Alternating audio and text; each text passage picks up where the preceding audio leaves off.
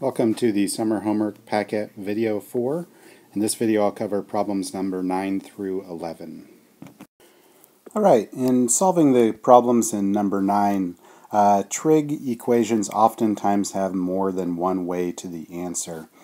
So the path I'm showing you may not be the path that you took, but it is one possible path to the answer. Sometimes there's shorter paths, but I go with what jumps to mind first. And I notice this sine squared and the cosine squared. If I divide the cosine squared across, what I can do is change it to one trig function. Oops, not t. Cosine squared x equals 1. And if I divide the 3 across, then I will have sine squared x over cosine squared x equals 1/3. Now the sine over cosine, I can remember, is the same thing as tangent, and now we're getting somewhere because I can start to do something here. I can take the square root of the tangent function, and I can get tangent of x is equal to plus and minus 1 over the square root of 3. And then I have to use either the left-hand trick or my unit circle to find when tangent of x is equal to 1 over root 3. Relying on the unit circle, if we wanted to do it that way, we would see that at pi over 6, tangent is 1 over root 3. So we have the answer pi over 6, and tangent will also be there at 7 pi over 6. And then since we also have the negative root 3, or negative 1 over root 3, that's going to occur at 5 pi over 6 and at 11 pi over 6. So these are the 4 answers that are acceptable for this one on the interval 0 to 2 pi. For 9b, we have cosine squared of x minus sine squared of x equals sine of x. And this one was a little bit harder for me to think through, but when I started to look deeply, I realized that I have this cosine squared minus sine squared, and that rang a bell with identities. And this is the same thing as cosine of 2x. However, changing it to cosine of 2x, I'm still dealing with the problem of having two different trig functions, a cosine function and a sine function. Not only that, my arguments are different. I have 2x and x. So I don't want to use cosine of 2x. So I went to my trig tables and I found that it is also the same thing as 1 minus 2 sine squared of x. And that was the key to unlocking this problem, because now I've written everything in terms of sine, and all of my arguments are the same value, which is x. Then what I can do is I can take this problem and start solving it. I'm going to move everything to the right-hand side of the equation. So I have 0 equals 2 sine squared of x plus sine of x minus 1. And here we've reached a point where we have kind of a quadratic expression where u is sine of x. In other words, I have 2u squared plus u minus 1. And I want to see if I can solve this quadratic by factoring. So I go about the process of factoring it, and what we get is 2u and a u and a 1 and a 1, and I believe it's going to be like that. Let's check this out. 2u squared plus 2u minus u, that's good, minus 1. Alright, so it worked out, and we want to solve this problem. So we use the zero product property. Either 2u minus 1 is equal to 0, or u plus 1 is equal to 0, which then translates to u is 1/2 or u is -1. Now we need to substitute our sine x back into our solution here. So what we can do, let's shrink this down. We have either sine of x is equal to 1/2, or we have sine of x is equal to -1. And using our left-hand trick or the unit circle, let's draw this on the unit circle. The sine of x equals -1 is easier. That occurs here at 3 pi over 2. And sine of x equals 1/2 occurs at the pi over 6 location, and then also at the 5 pi over 6 location. So those are our three answers. They're interested in from -pi to pi. So we want to capture from this location all the way to this location. So those two work, and we're going to express this as -pi halves. Whoops. -pi halves. These two things are the same, but to keep it within the domain, we change it to -pi halves. All right, 9c, the most challenging one of the three. Tan x plus secant x equals 2 cosine x. And what we need to do here is try to change them all so that they're all in terms of sine or cosine. So I'm going to first change tan x to sine x over cosine x, and then I'll change secant x to 1 over cosine x, and 2 cosine x is already in terms of cosine. Then I'm going to get rid of the fractions by multiplying everything by cosine x. So we get sine x plus 1 equals 2 cosine squared of x. And now we get something which is not all in the same sine or same cosine. So we need to try to change this cosine squared to a sine, or the sine to a cosine. So what I'm going to do is I'm going to move the 1 to the left-hand side, or the right-hand side, sorry. And then I remember that this is an identity. It's another one of those cosine 2x identities.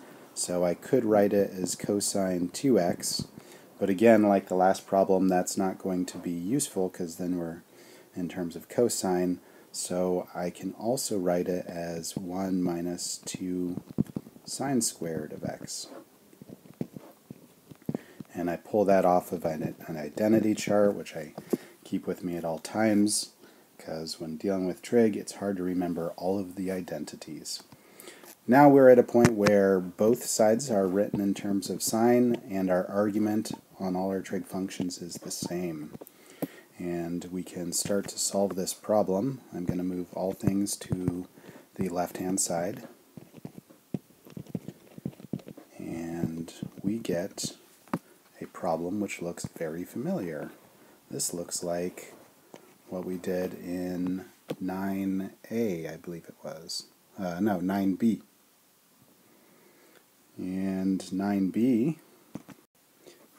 9b had the answers pi over 6, 5 pi over 6, and 3 pi over 2. So that was solved by turning it into a quadratic with a u substitution. So there's our answer. It does, however, ask us for the interval from -infinity to infinity. So we need to do the plus 2 pi n plus 2 pi n and plus 2 pi n. And before we finish, we have to make sure that all three of these answers work with the original equation. And one thing I notice is that the original equation had a cosine in the denominator. So do any of these values, if we take the cosine of them, create an answer of 0? So cosine of pi over 6 is root 3 over 2, so we're good. Cosine of 5 pi over 6 is root 3 over 2 as well. Actually, negative root 3 over 2. And cosine of 3 pi over 2, that is a value of 0. So we cannot divide by 0.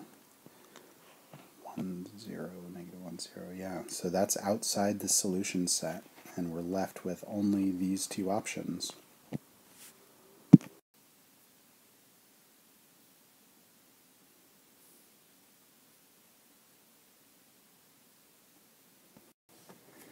Alright, so for problem 10, we're asked to, without a calculator, evaluate some trig functions. And ideally we should have this memorized or use the left-hand trick to help facilitate this, but I'm going to put a unit circle up here to help us move along. Hopefully you can get this done with your own, without the use of a unit circle. So part A. Part A asks us to find cosine of 210 degrees. So we go around till we hit 210 degrees, and cosine is the x-coordinate. So the answer is negative root 3 over 2.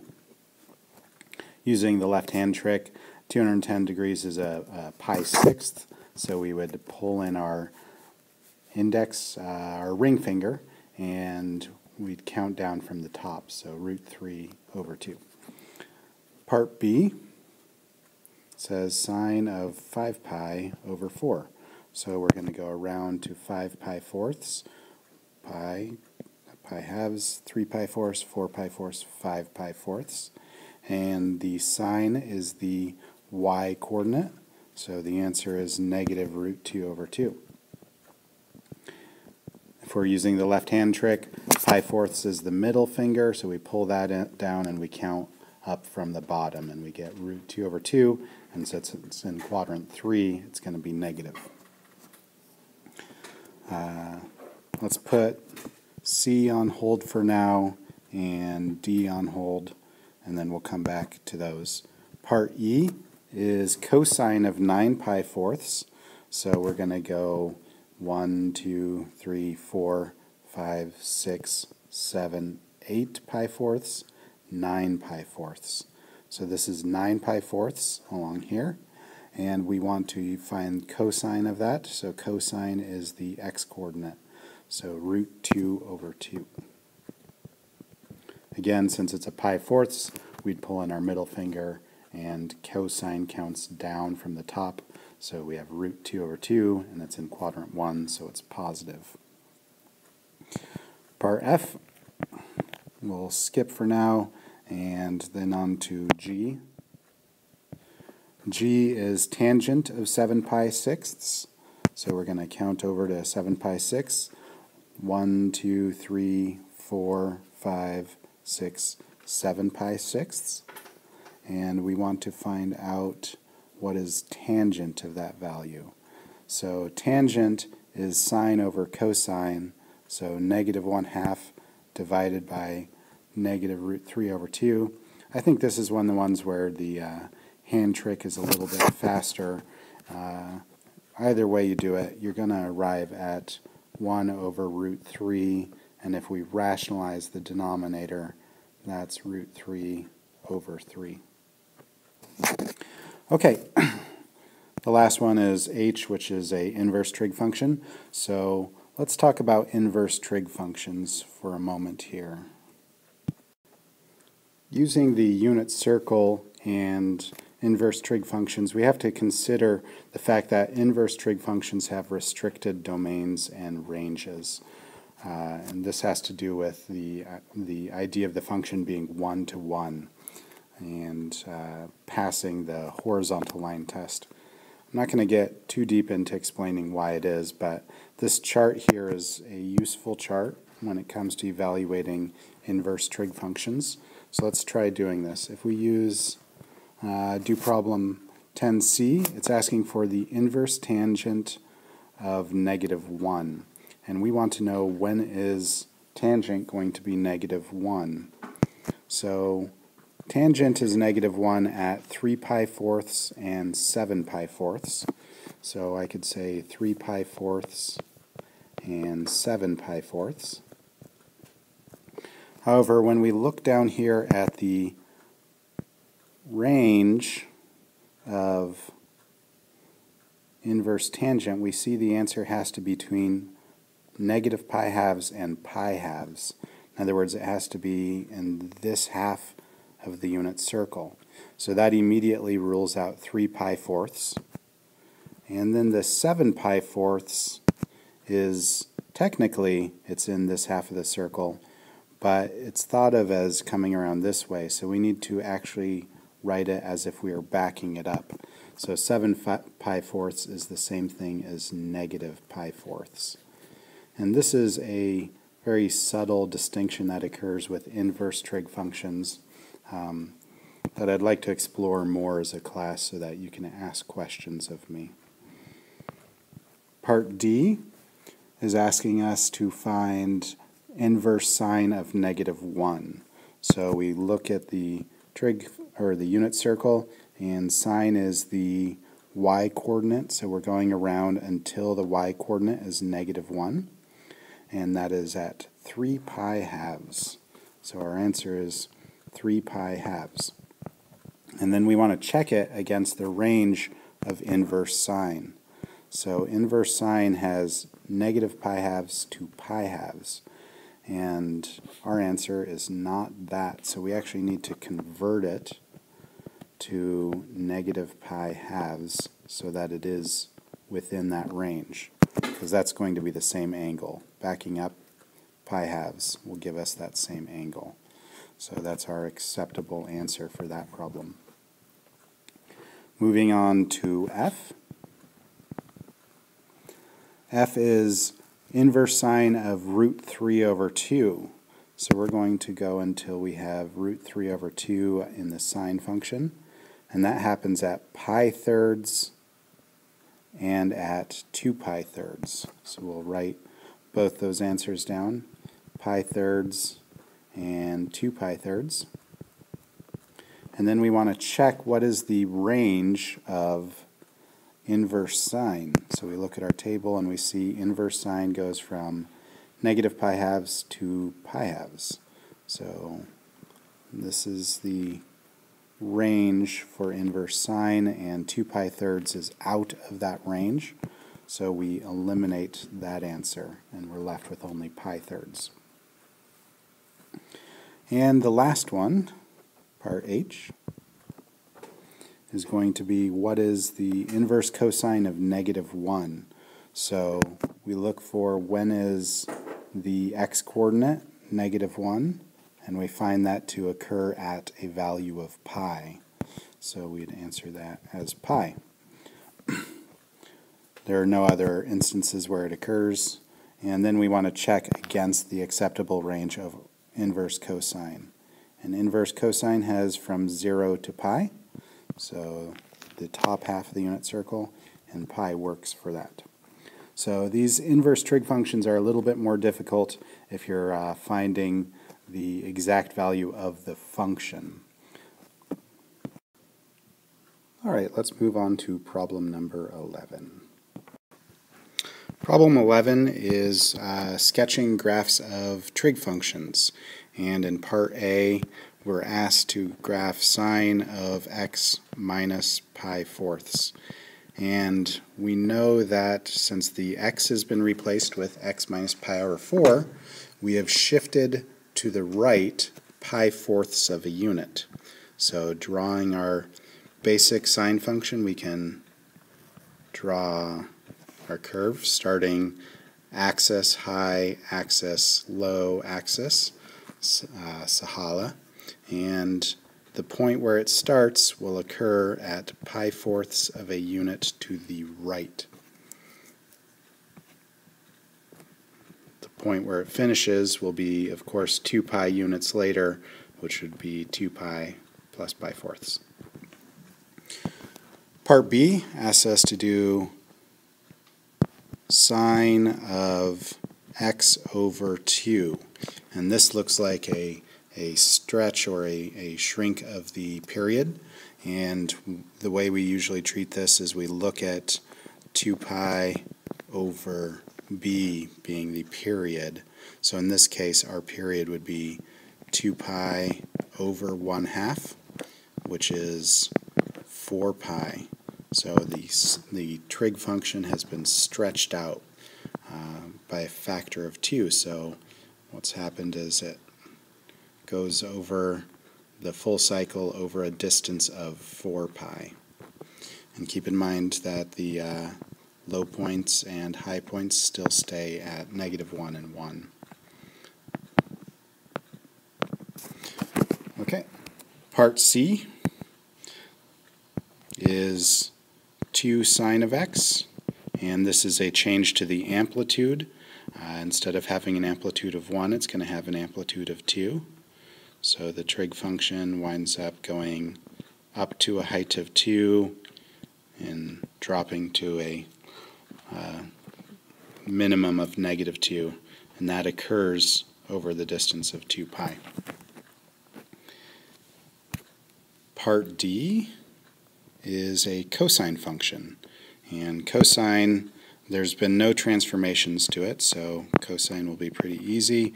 We know cosine is chala, so it starts high, goes to the axis, low, axis, high.